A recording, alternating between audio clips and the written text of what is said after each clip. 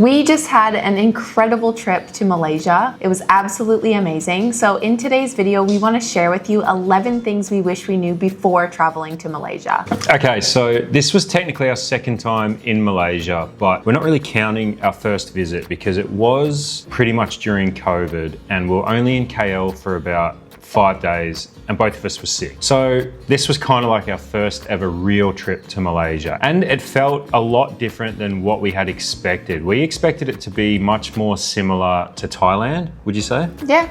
But there's a few things that stand out. It feels more developed. It feels like there's a lot more wealth, especially in Kuala Lumpur, and it definitely feels more multicultural, and we'll get into that a little bit later. It has its own unique identity, and it's not as touristy as Thailand, Indonesia, the Philippines, and Vietnam. So one thing that really surprised us was Georgetown. We absolutely fell in love with this city. So unique, so much street art. The buildings were incredible. It was a very walkable place, just very multicultural. The food was 10 out of 10. Like that's what most people go there for, and we understood why. And it just had so much character and there was so much to see. Like it was the easiest place for us to film because like everywhere I looked, there was something aesthetically pleasing. Literally. I loved it. Yeah, it was really, really fun place to go to. We rode a pedicab around and got to see all the different famous street art. It was just incredibly affordable as well. We also headed down to the jetty. There's generations of Chinese families that have lived there for hundreds and hundreds of years. Mochi. Yeah, mochi. Mochi. Chicken rice peanut mochi. ringgit. Very yummy. I don't know what it is, but I'll try it. Yeah. Very yummy. Okay, Mochi. you sold us. Where I come from? Australia. Australia no mochi. The mochi very good. Very mochi. Very yummy. Hello. What This to eat? rice. Yeah, sticky rice. Rice and peanuts. Extra sticky. Sensitive 香蕉. Very good. You with it? Very good. Oh, my house Your mochi. Mochi house. My own house. The mochi very yummy. It looks like it. And what is this? Chicken rice. This one peanut. Peanuts Peanuts. Yeah. Very yummy mochi. Peanut Trust and you. sticky rice. Look like one chaku very good. Now look like one. Very good. Okay. Very good mochi. Look like one chaku very good. Okay, thank Ah, you. Sticky rice. and peanuts. Ah, very yummy. Wow, Very yummy. yummy. Yeah.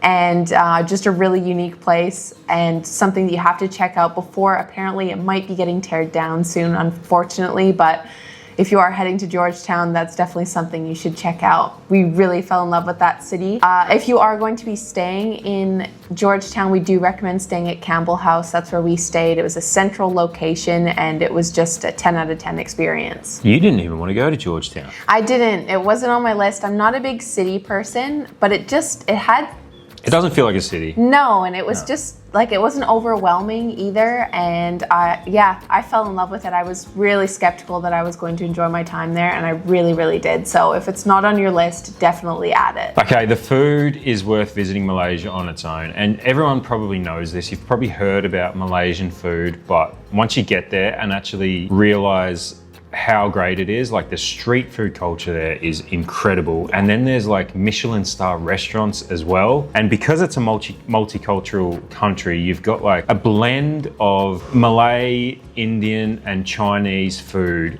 all put into one. And some of our favorite dishes we tried were roti canai for breakfast. We highly recommended this. So good. I'm craving it right now. Shout out to actually the staff at Campbell House in Georgetown. We wouldn't have known about any of this food. As soon as we arrived, they basically gave us like a list of food to try. The Penang laksa, we tried that. That was amazing. And then, I'm gonna butcher this one. Char Kway Tiao. This is like the most tourist. Yeah. Just getting a map out.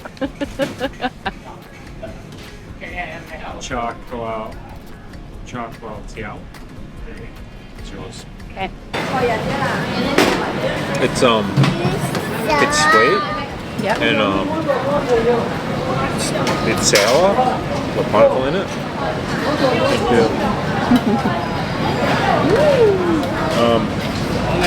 And it's not really spicy. No? It's very dark too.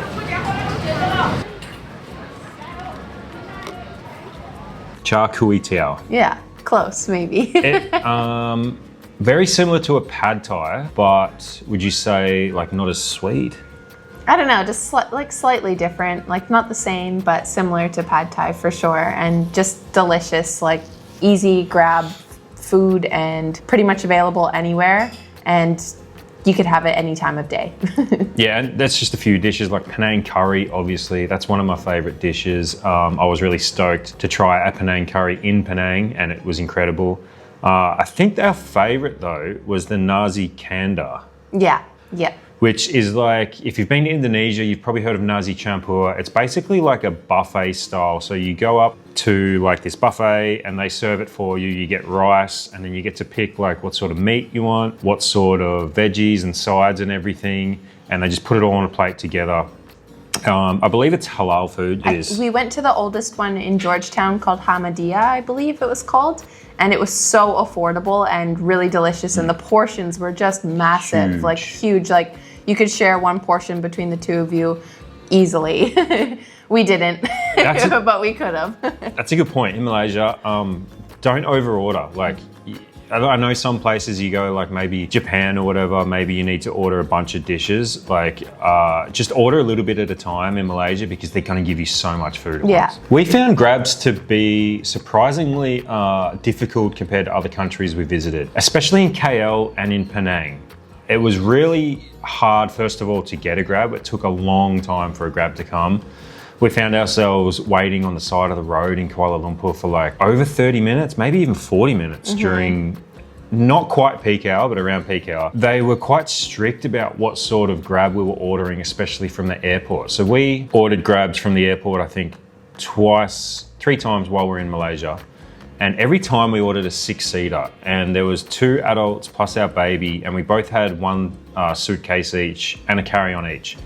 And every time the grab driver got a little bit upset with me, and I ended up asking the hotel staff where we were staying if I'm doing the wrong thing, because it says on Grab, this is what we were supposed to order. And he said, yeah, no, you're doing the right thing. But they got annoyed with me every time.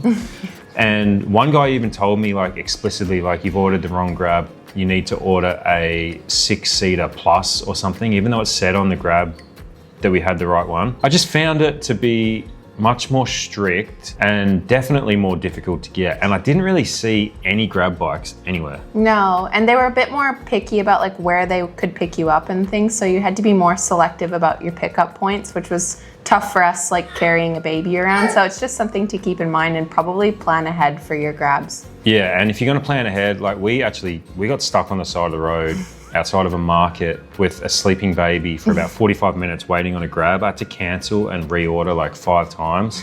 Luckily though, we had an eSIM, which I can't stress this enough. If you're going to Malaysia, get an eSIM, because if we were just relying on like Wi-Fi or just figuring it out, we would have been on the side of the road all night, literally. Yeah. We didn't see any taxis driving past, so we were relying solely on Grab. We got an airlo eSIM before we arrived to Malaysia. We activated it, so as soon as we got out of KL airport, I ordered a Grab. We then got dropped off at the wrong building in our Airbnb. Hi, Lola.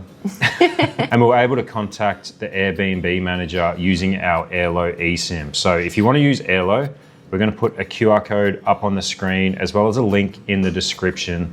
And you can use code Lloyd and Mandy for 15% off your first eSIM. Highly recommend Airlo. We topped it up as well during the trip using the app, which is something really unique that other eSIM companies don't offer. Yeah, it's so handy. Like in comparison to all the other eSIMs, we've used a lot of eSIMs. This is definitely our favorite and the one that we recommend the most. So Malaysia offers incredible value. We were just blown away by the affordability of the food and the quality of it, and also the quality of the accommodation for, you know, what you could get for your money. It went really far and we were just really pleased. Like, you can spend a longer period of time there if it's not such an expensive place, and then you can splurge your money other places, especially right now with flights being quite expensive to pretty much anywhere in the world.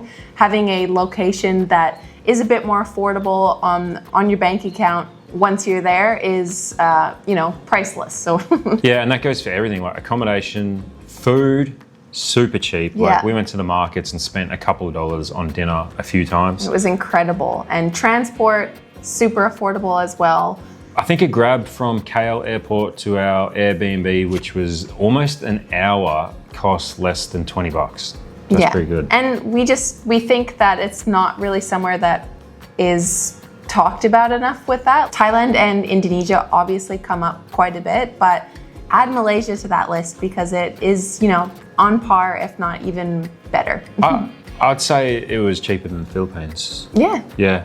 Yeah, I looked at how much we spent and it was cheaper than our trip to the Philippines, and the Philippines is pretty cheap. So Malaysia is a Muslim country, but they celebrate every religion there. Like they observe Hindu holidays, Christian holidays, Buddhist holidays, as well as Muslim holidays. So while it's technically a Muslim country, they're very accepting of other religions, which I really like. For example, they celebrate Chinese New Year there. Diwali, is it called? Yeah. The big Hindu one? I think so. They celebrate that at the Batu Caves, which we'll actually talk about a bit later. That was amazing. They have a huge Hindu and Buddhist population there, as well as Muslims. All in all, for a country that is a Muslim country, it just felt really inclusive and accepting. So we think the islands in Malaysia definitely deserve more attention because they absolutely are so beautiful. When you think of islands, you think of Thailand or Indonesia or the Philippines, but you don't necessarily think of Malaysia. And wow, were we blown away by the islands, and we didn't get to make it to all of them because of the time of year. I believe it was wet season on one half of the island. It was wet season on the east coast, and then on the west coast was dry season, which is weird. They got two different climates on a really kind of a small piece of landmass. Yeah. And it's less crowded in many of the places as well. Not as densely populated, especially we've been to Boracay in the past 6 months, and if that was the busiest island in the Philippines we've ever been to, it was nothing like that. Very mellow and laid back. So if you're more of a traveler that doesn't like to be in heavily crowded areas, definitely would suggest checking out islands in Malaysia. It also features really beautiful beaches and clear water in a lot of places too. Yeah, so if you're going to Malaysia, I think a lot of people pass through Kuala Lumpur and they spend a few days before heading off somewhere else. We highly recommend checking out the islands, stay for a week and actually experience a different side of Malaysia than the big city. It was so hot and humid in Malaysia, and we were coming from Cambodia, which was in the peak of summer, and we were blown away at how hot and humid it was. And we still noticed the difference. Yeah, and maybe that was because we were traveling with a baby. It was definitely the time of year that we were traveling there, which was May, but it was incredibly hot and humid. So just be prepared for that if you're traveling to Malaysia, especially during the warmer months. I think it's really close to the equator. It gets ridiculously sticky. Like if you leave the house, you're probably gonna need a spare shirt if you're walking around during the day. One thing we usually do in places like that is we'll go out in the morning, so either before or right after breakfast, and go do some sightseeing. Spend the middle of the day in the hotel or by the pool when it's hot, and then go back out late afternoon as it's starting to cool down. Like if you're trying to do some of the tourist attractions in Penang or in KL in the middle of the day, you're really gonna struggle. Yeah. Lila's making faces. We weren't really sure what to expect with the Batu Caves. A lot of tourist attractions, What are you doing? A lot of tourist attractions you aren't 100% sure if it's worth checking out, but we would 100% recommend checking out Batu Caves. It was so impressive. I believe it's over 300 steps. I could be wrong about that. We'll pop it on the screen. Yeah. Lloyd had Lila on his back, so it was quite a physical thing for us to do it, and we still didn't regret doing it at all. The cave is massive. We've seen so many caves in our travels in Thailand and all over the world, and it was the most spacious, most impressive cave. It smelled amazing. There was incense inside, and they even had trinket shops inside, and as well as full statues and sculptures and things that told a full story of the history of Hinduism, and it was mind-blowing actually. Yeah, and it's like a 25-minute drive from KL city centre, which I was expecting when we got in the car to be travelling at least an hour, because when you get there, it just feels like you don't feel like you're in Kuala Lumpur anymore. And our tour guide told us that every year they hold the biggest Hindu holiday there. He said there was like over 100,000 people gather in these caves on the stairs just to celebrate their holiday. That would be a really cool time to visit as well. Yeah, if you're interested in doing that tour, we'll link it down in the description because it was a really great tour. It also included the Kanching waterfall, which we had no idea was so close to the city as well. Like all of a sudden we were just in the jungle. And we were like, what? We had no idea this was here. And it gave us just a whole new perspective on the city. So we really recommend that. We'll leave it in the description. And do you remember the name of that? Kanching Waterfall. Good job. No, thanks. The language barrier was pretty much non-existent. Everybody there speaks English. I guess because it is a former English colony. But then also like the official language is Malay, which is very similar to Indonesian. So if you've been in Indonesia, you will understand how to say things like hello and thank you. But every single person we came across seemed to speak very good English, didn't they? Yeah, I think also it really helps with having the same like alphabet. We were coming from Cambodia that has their own, you know, symbols and letters and that type of thing.